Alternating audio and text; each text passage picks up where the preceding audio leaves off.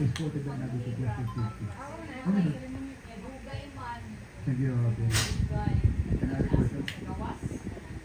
Five per number. There's visit vessels and other vessels up north at Lubang Mountain. So when it concerns numbers, some are saying may double form of aggression, sir.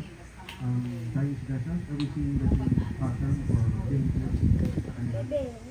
The pattern of aggression, the pattern of being there illegally, the pattern of defective messaging has been there for 10 or 20 years. If you notice, I mentioned earlier, it has been a PLA Navy that was conducting long before the Coast Guard came into being, and long before that our Coast Guard also were out doing the maritime patrol. Sir, of course, may update tayo sa numbers, pero as we speak, sir, the top of the three topics sa BBM, kumusta sa yung presence ng Chinese vessel?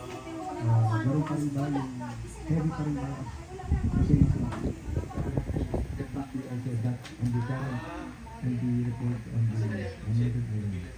Next point ko lang sa yung sinabi